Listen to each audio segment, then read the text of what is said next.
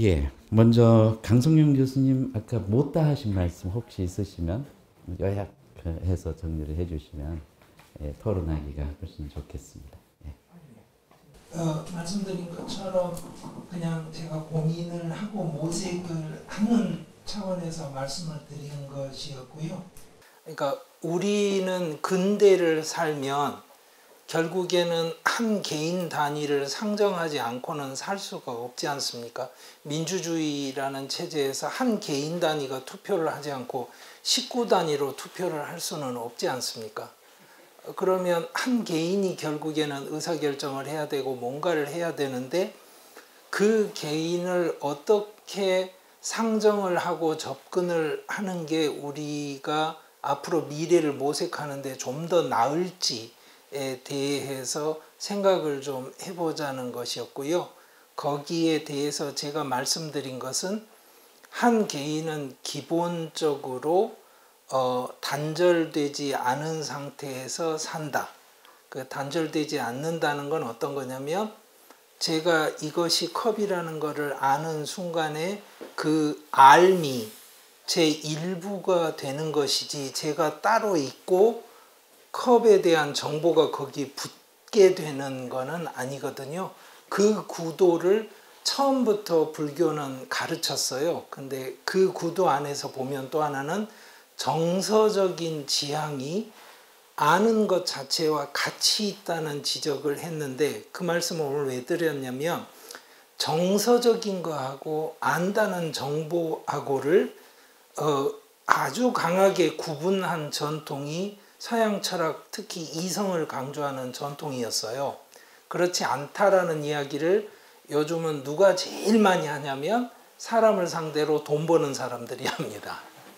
즉 사람들은 절대로 그 가격과 그 상품의 사용 가치를 보고 사는 게 아니고 그 상표와 어느 연예인이 썼는지 그리고 무엇이 폼이 난다고 자기가 생각하는지를 기준으로 해서 산다는 거죠. 그것에 대한 연구가 이제 굉장히 많이 됐고요. 저는 그런 식의 연구를 천박하다고 생각할 게 아니라 실제 사람들의 모습이 그렇다는 걸 초기부터 가르쳤던 불교적인 세계관에서 정확하게 찾아보자라는 제안을 드린 거고요.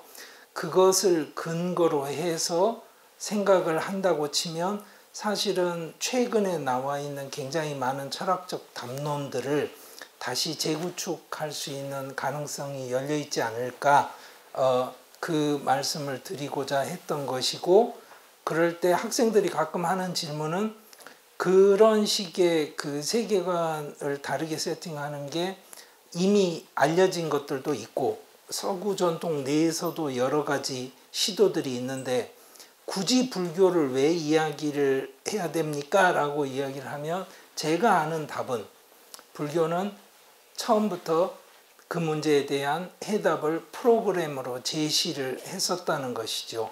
그 프로그램이 여기 행사의 제목으로 붙어있는 중도이고 이 프로그램에 대해서 그 당시에 붓다 스스로가 뭐냐면 사실은 고행과 쾌락 사이의 중간이라고 이야기를 했던 건 맞지만 중간이어서 그 말을 했던 게 아니고요.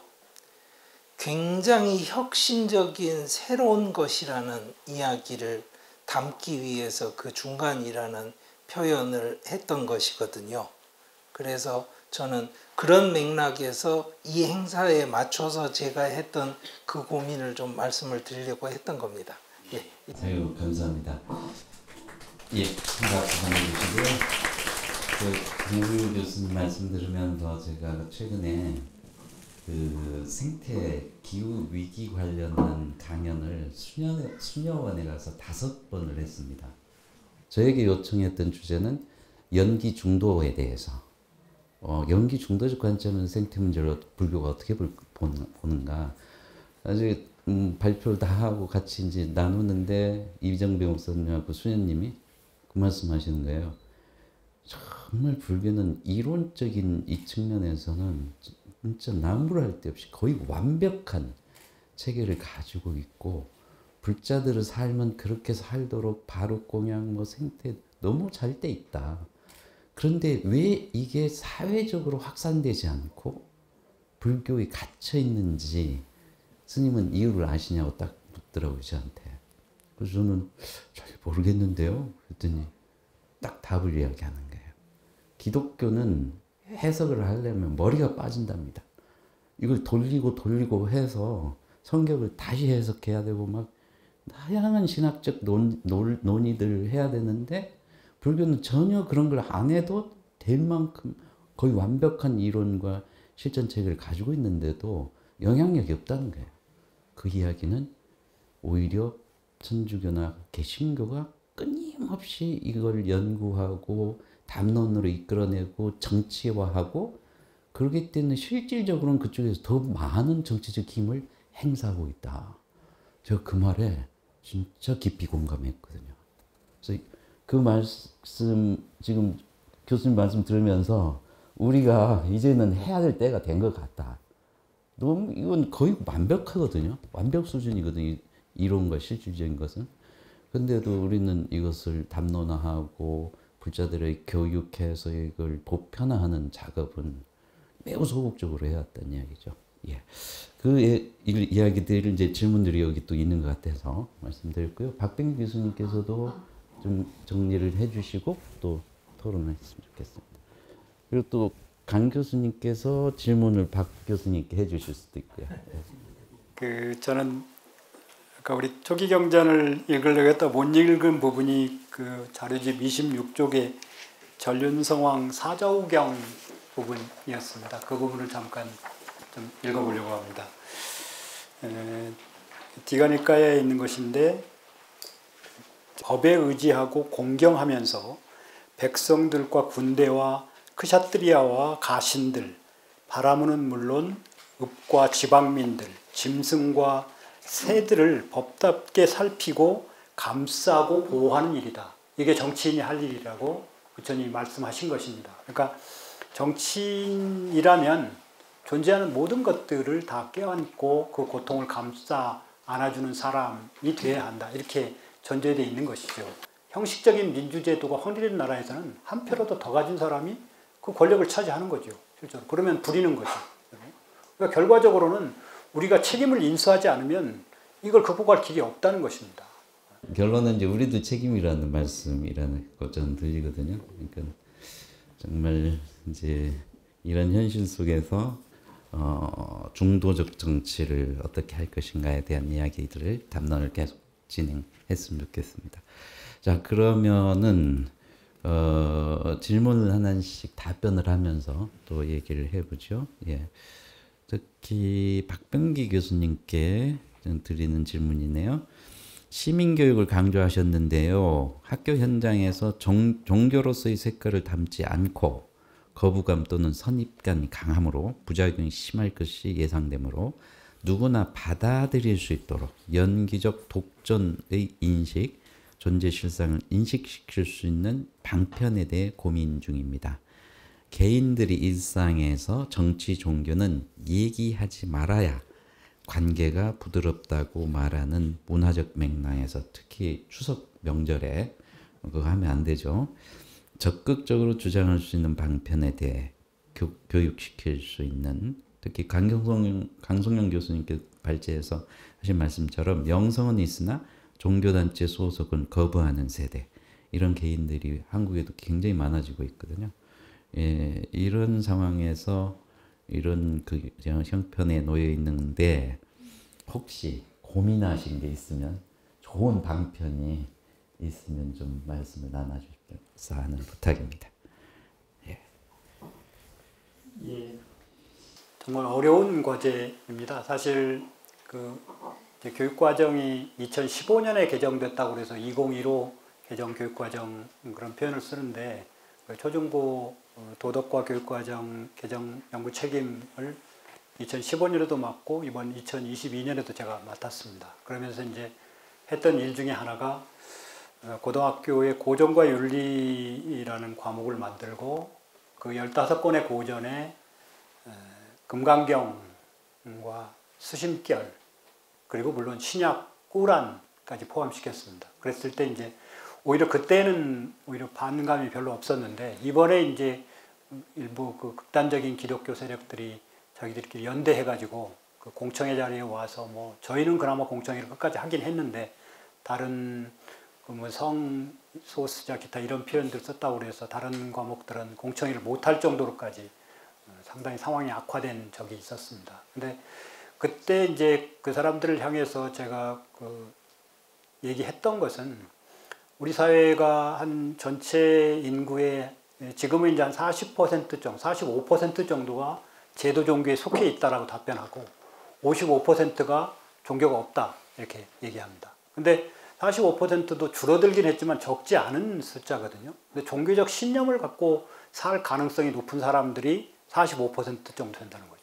그리고 그러니까 그 사람들이 갖고 있는 종교적 신념이 무엇인가를 최소한으로는 알 수 있도록 해줘야 되고 그렇게 하기 위한 가장 좋은 방법은 각 종교의 핵심 고전들을 함께 학교에서 함께 읽어보는 것이다. 그렇게 정당화했고 실제로는 상당히 많은 호응을 받기도 했습니다. 그래서 이번 2022 개정교육과정에서는 교과목 명칭을 인문학과 윤리로 바꾸면서 금강경 또 수심결 외에 수단이 빠따를 집어넣었습니다. 그래서 불교 경전을 고등학교 현장에서 배울 수 있는 토대를 마련하는 것. 그럼 그건 종교를 갖고 있는 사람이나 아니면 다른 종교를 갖고 있는 다 필요한 것이거든요. 그러니까 도덕 과목이 해야 되는 일이 종교 윤리를 형성시키는 것이다. 종교 윤리는 종교 간의 공존 또는 종교 갖고 있는 사람과 갖고 있지 않은 사람과의 공존을 전제로 하는 것이어서 그런 것들을 키울 수 있는 방법으로 그걸 이제 제시를 해봤고, 그러니까 선생님들이 이제 처음 꾸란이나 이런 거 처음 접해보고 그러니까 상당히 어려움을 겪으시기도 했는데 생각보다는 빠르게 학교에서 정착이 돼가고 있는 중이어서 긍정적인 신호로 받아들이고 있는 중입니다.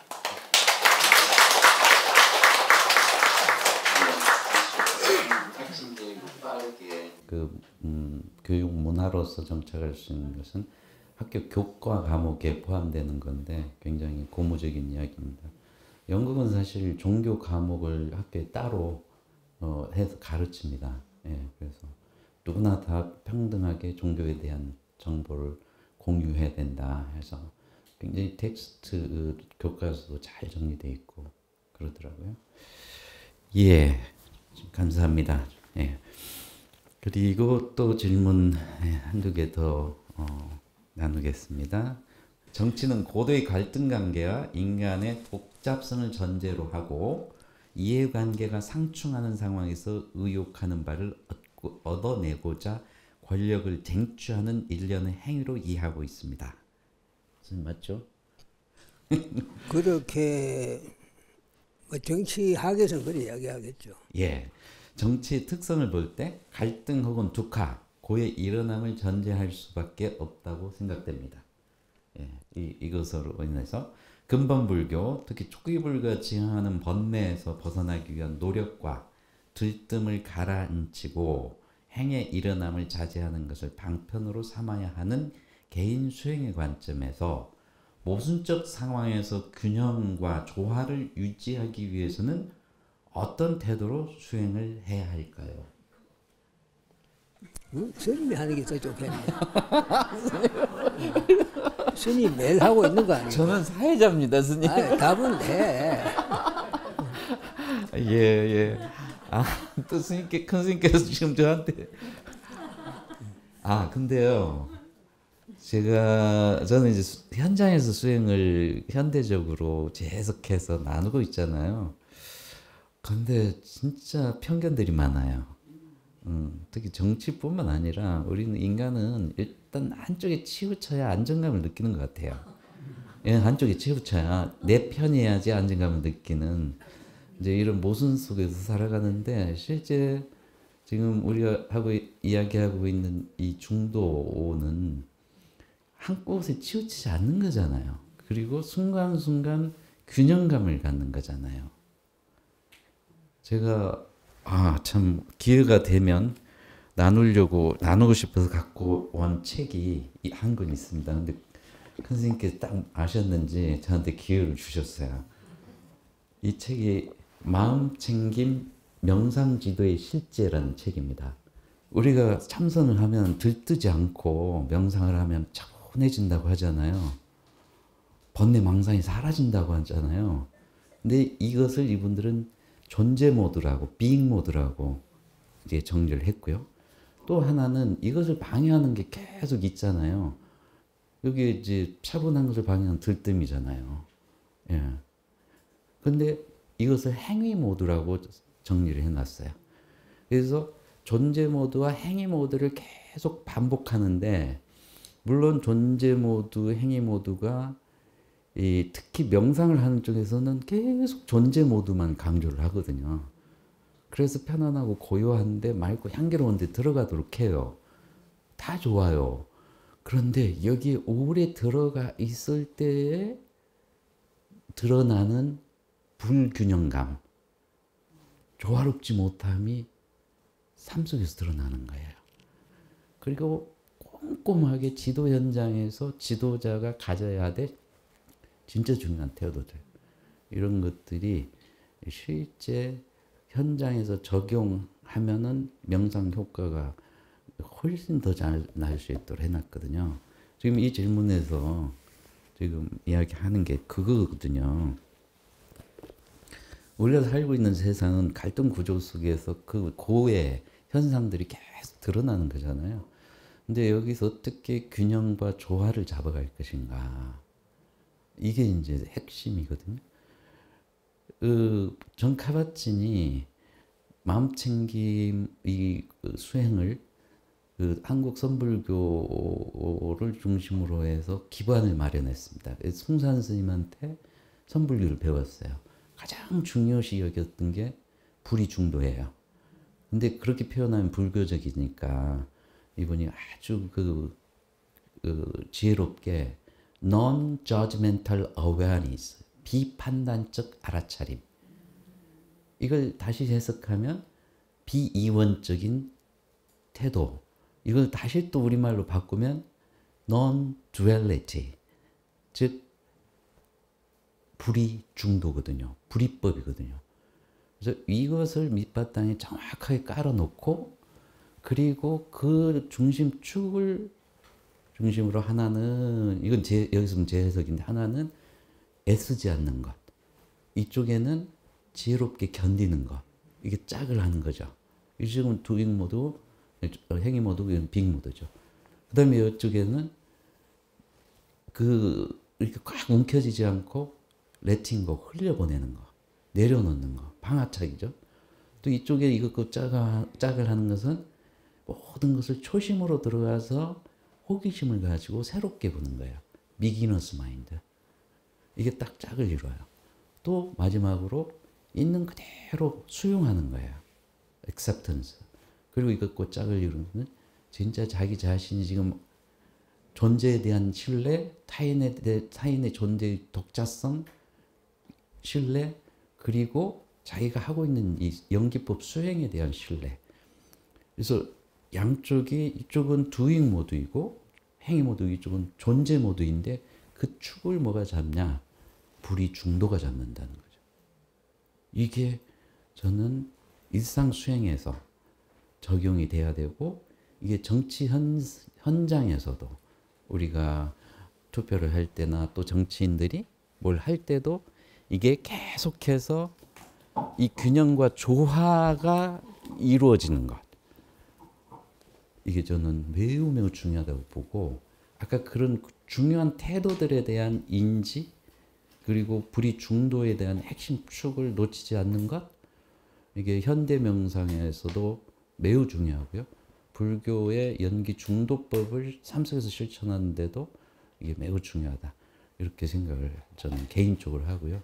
좀 더 구체화해야 되고, 이게 몸으로 이렇게 직접 들어올 수 있는 설명과 그 실전 체계를 계속해서 나눠야 된다, 이런 생각을 합니다. 좀 길어졌습니다. 죄송합니다. 그냥 이렇게 정리하겠습니다. 저한테 기회를 주셔서 선생님 감사합니다. 자, 이제 또 박병기 교수님께 질문이 들어있는데요. 연기론에 입각한 상생론을 국가정책의 빠른 시일 내로 실용화하려면 연기론에 의식 있고 깨어있는 시민들의 투표로 또 중요하지만 이분들의 힘이 필요할 것 같습니다. 이분들을 대상으로 설득할 수 있는 힘이 있는지 궁금합니다. 힘이 없습니다. 국회 안에 정각회라고 하는 불교 신도인 국회의원들의 모임이 있고 그분들이 뭐 가끔씩 모이기도 하고 법회도 하고 그런 걸 알고 있는데 갈수록 그 숫자가 줄고 그 모임의 열성도 줄어들고 있다라고 얘기하더라고요. 근데 그럼에도 이제 오히려 그분들이 이제 좀 적극적이고 긍정적인 역할을 해주기를 기대하는 우리한테는 그렇지 못한 일도 꽤 있어서 실망을 주기도 하고 그러는데 아마 그분들이 그 정치인이 되겠다고 생각한 계기가 과연 어떤 것이었을까라는 생각이 들 때가 있습니다. 도대체 왜 정말로 불자로서의 삶을 지향하면서 그 연속석상에서 정치인이 되고자 했던 것인지 아니면 그건 그거고 이건 또 나는 권력을 쟁취해야 되고 또 그게 아까 미 선생님 답변하신 그 질문에서 나와 있는 것처럼 인간의 속성 중에 분명히 권력을 향한 쟁취, 투쟁 이런 게 있거든요. 근데 불교는 그걸 무시하는 게 아니잖아요. 그걸 있는 그대로 바라보자라고 얘기하는 것이고 다만 그것을 완화시키거나 아니면 근원적으로 해소할 수 있는 방안을 찾아보자라고 가르치는 것인데 그랬을 때 이제 극심한 경쟁이 있고 희소성이 있는 가치들을 가지고 경쟁을 할 때는 넓은 의미의 공정성의 윤리가 확보돼야 되고 그리고 나서 그것으로 완성되는 게 아니고 보살핌의 윤리가 확보돼야 된다. 이게 이제 서양 윤리학에서 20세기에 찾아낸 대안이거든요. 그런데 이제 보살핌의 윤리가 작동되는 방식에서 독립되고 고립된 개인을 전제로 하다 보니까 타자, 그러니까 뭐 사르트르 같은 사람은 타자는 내게 지옥이다, 뭐 이런 식으로 표현하거든요, 실제로. 그런 사람을 보살핀다는 건 정말 어려운 일이거든요. 근데 나와 직접적으로 연결되어 있는 타인을 보살피는 것은 나를 보살피는 것이잖아요, 사실. 교수님 말씀 들으니까 영국 생각이 또 나네요. 영국은요, 국회의원 야당 여당 할 것 없이 몇몇 국회의원님들이 명상을 하기 시작했어요. 마인드풀니스. 너무 좋은 거예요. 자기 삶이 변하고 또 주변 가족들의 삶이 변한다는 것을 너무 선명하게 느끼니까 이걸 국회에서 우리 연구 용역을 만들어 가지고 한번 전체 실태 파악을 해보자. 그래서 마인드풀니스 이니셔티브라고 하는 연구 프로젝트를 국회에서 만듭니다. 그래서 2년간 국회 예산으로 교육, 의료, 법조, 그리고 비즈니스 이 네 영역의 영국 내의 마인드풀니스 명상 실태를 파악해요.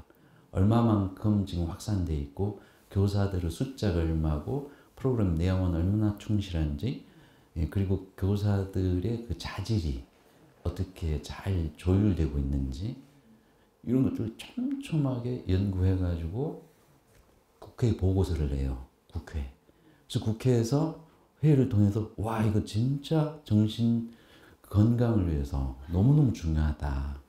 그래가지고 마인드풀 네이션 UK라고 하는 큰 프로젝트를 정부에 줍니다. 국회에서.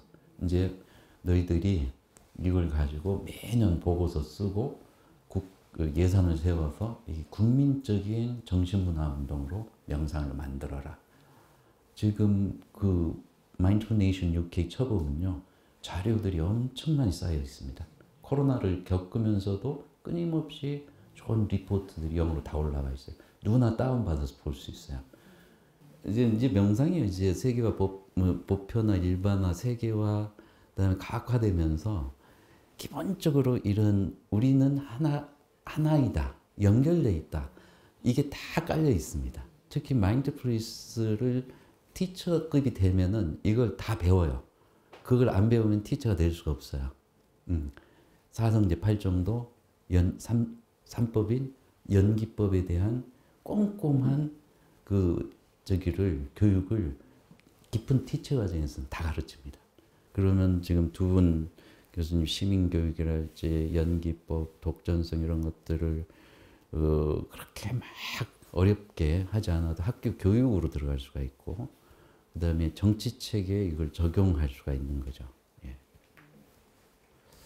제가 이제 또 질문이 있으면 지금 그 질문지 보내주시고요. 패널에서 직접 마이크로 질문해 주시면 어떤 분에게 질문하시는지. 네, 안녕하십니까.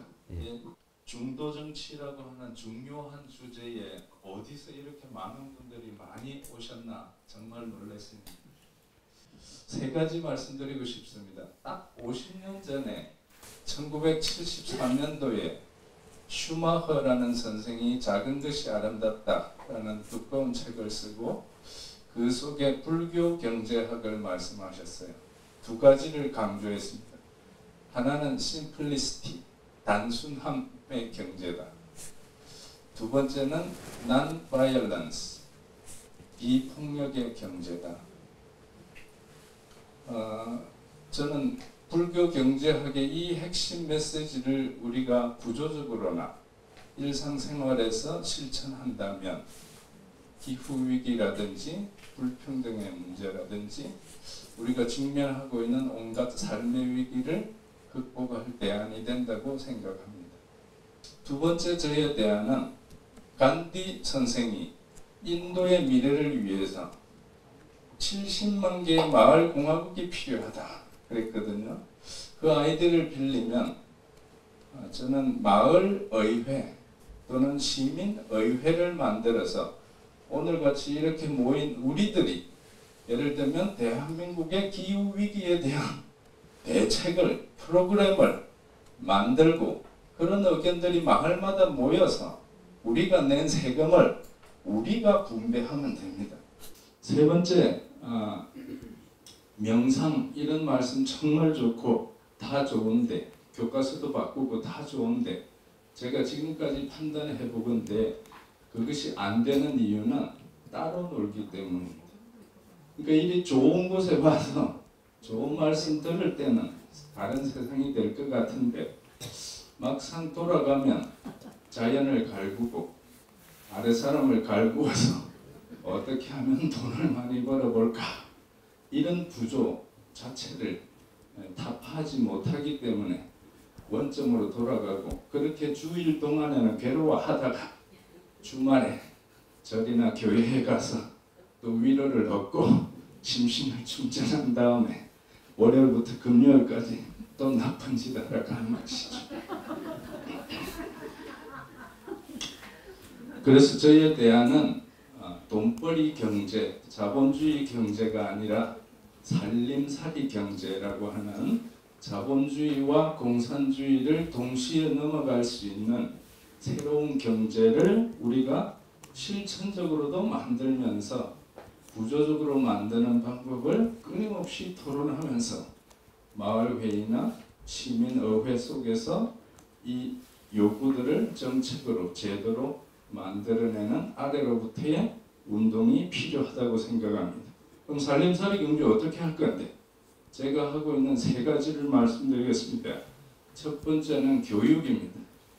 제가 성장한 것과 같이 초중고등학교에 그 수많은 문제 푸느라고 책 보고 밤에 불 켜놓고 공부하다가 아버지에게 전기세 아껴야 된다고 두드려 맞아가면서 공부했던 그런 경쟁 교육이 아니라 노동력을 만드는 교육이 아니라 또는 자본가와 정치가를 만드는 교육이 아니라 인격체를 만드는 교육. 오늘 스님이나 교수님들 말씀해 주신 마인드풀한 그런 온전한 인간을 만드는 교육을 해야 된다. 그 현실적인 대안이 있느냐? 요 밑에 실상사 작은 학교도 있고 산청에 간디 학교도 있고 전국 곳곳에 학벌 위주가 아니라 대학 입시 위주가 아니라 정말 인간을 기르고자 하는 그런 교육들이 있습니다. 있는데 집에 가면 안 한단 말이죠. 그걸 해야 된다는 거고 저는 새 아이들을 그렇게 키웠는데 30년 동안 키워왔는데 저에게 결과가 어떻더나 그러면 참 그렇게 하기를 잘했다 라고 자신감 있게 말씀드립니다. 두 번째는 노동의 영역입니다.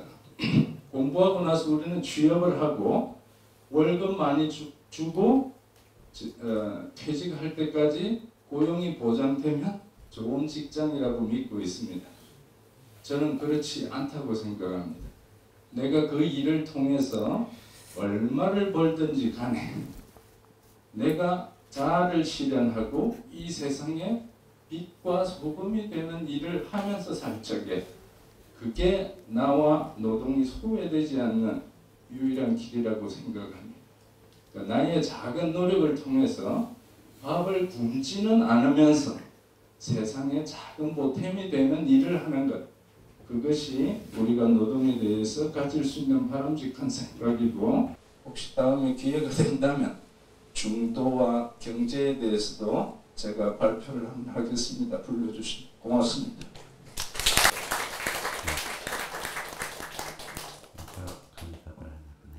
예, 아주 실천하고 계시는 그런 구체적인 예들을 말씀 주셔서 너무 감사하고요. 다음 주제에 우리가 청할 수 있는 굉장히 중요한 분을 발굴하신 것 같습니다. 예, 감사합니다. 예, 다시 한번 큰 박수 보내주시고요. 이제 여러분들 이제 뭐 질문 또 있는 분 계시겠지만 시간이 이제는 거의 돼 가지고요. 큰 스님 말씀 듣고 마무리하도록 하겠습니다. 네. 우리 저 강수돌 선생은 내가 녹색평론을 통해서 이미 많이 접했습니다. 나도 그 녹색평론 애독자로서 녹색평론 초반부터 지금까지 다 가지고 있어요. 그런데 또 그 지금 발행인하고도 가끔 통화도 하고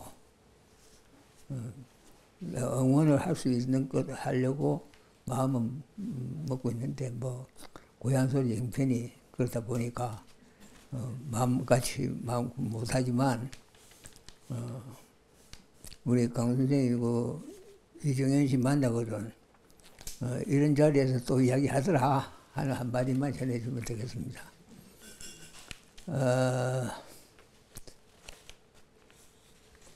아까 뭐 여러 말씀드렸는데 내가 솔직히 조금 이런 자리에 책임 있는 말이 아닌 입장에서 말을 한다면 아침에 난 그런 생각을 했거든요. 우리나라 중도가 실현되려면 어떻게 해야 할지는 실제로는요. 아까 여러 방법론을 말씀하셨는데 나는 불교에는 방법론이 필요 없다고 생각합니다. 이 조금 뭐 누구를 비난하는 이야기가 아니고요. 내 생각이에요. 부처님 말씀하셨거든요. 모든 문제의 해결은 팔정도다. 그걸로서 뭐 다 끝난 거예요. 우리가 팔정도 실천하면 되는 거예요. 그럼 모든 문제가 소멸돼 버려요.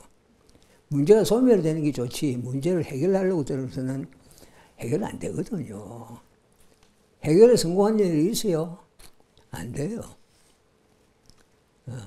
그래서 팔정도를 실천을 하는 가운데 문제 자체가 사라지도록 하는 게 제일 좋은 방법이라고 나는 생각하고 있고 그래서 뭐 이런 기회에 다시 또 이야기한다면 왜 내가 소욕지족을 자꾸 이야기하느냐. 다른 방법은 모두가 실천이 참 어려워요. 이상은 좋은데 그 이상을 실행할 수 있는 방법이란 게 말이 많으면 말수록 더 어려워져 본다고. 소욕지족을 그 중에서도 이야기하는 것은 소욕지족은 실천이 가능하거든요. 내가 예를 들면 방금 그 강 선생님이 그런 좋은 말씀 뭐 많이 하셨으니까 내가 더 부연할 필요는 없는데 뭐 하나 조그만 종이 한 장이라도 아껴보는 거야. 어제 내가 뭐 이걸 예사로 그냥 예를 들면 화장실에서 두루마리를 뭐 이만큼 샜다면 이만큼을 줄이고 뭐 그게 제일 좋은 방법 아닌가. 물을 뭐 1리터 쓰던 걸 반 리터로 어떻게든지 해결하도록 하고 이렇게 실천 가능하면서 내가 체감할 수 있는 그런 것이 좋지 않은가. 소욕지족은 그런 면에서 얼마든지 내가 확인할 수 있거든요. 내가 요만큼 줄였다. 어제 내가 예를 들면 뭐 어떤 물건을 얼마큼 썼는데 내가 이번에는 줄였다. 자꾸 줄여 나가서 뭐 어떤 말 좀 그것도 한계점이 있겠지만 한계점 가지고 가면 대성공이지 뭐. 그리고 그것으로서 내가 비록 보잘것없는 한 개인이지만 그래서 내가 뭘 한다고 세상이 바뀌는 건 아니지만 부처님이 보증하셨다. 나는 이 우주를요, 자비구조라는 말을 계속 해왔어요. 내가 우리 전번 포럼에서도 그런 말을 했는데, 자비구조다. 이 우주는 인간을 정말, 아까도 얘기했지만, 아끼고 소중하게 생각하기 때문에 기회를 한없이 준다. 참고 참으면서 계속 준다. 그러니까 걱정할 필요는 없다. 기회 없을까봐 또는 자비가 떨어질까봐 걱정할 필요는 없다. 단 조그마한 걸 단 한 걸음, 두 걸음 세 걸음도 필요 없고 단 한 걸음씩만 우리가 조금 실천을 하는 그 자세, 소욕의 자세, 지족의 자세, 그렇게 확인해 나가는 것. 그래서 좋은 말, 좋은 교훈보다 조그마한 실천 하나씩 묵묵히 해 나가면서 자식들도 그렇게 스스로 보고 모방 심리로 따라오도록 그렇게 하면 될 거고, 인류를 위한 기회는 무한적으로 많다. 단 우리가 정신을 못 차리면 그게 줄어든다. 그렇게 생각합니다. 여러분이 다 그런 생각을 가지고 있기 때문에 이런 자리에 오시는 거 아닙니까? 뭐하러 중도 같은 이런 참 어떻게 보면 한가하기도 한 그런 이야기를 들으러 일부 여기까지 와야 될 이유가 하나도 없잖아요. 그런데 오시거든요. 오늘 170여 명 오셨다는데, 여기서 한 모임 중에 제일 기록적인 모임입니다. 저 서울에서 할 때는 아마 거기서는 가깝고 하니까 상당히 많은 인원이 오셨지만, 이 백지에 이런 지리산 아니에요. 백지에 이렇게 170명이나 모이셨다.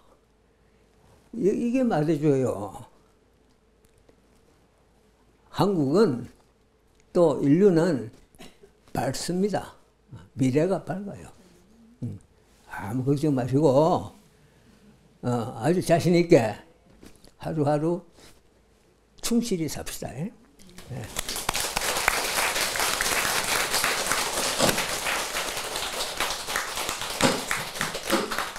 지금까지 고향소리 중도포럼 2023 중도와 정치 이 시대의 길에 참여해 주셔서 감사합니다.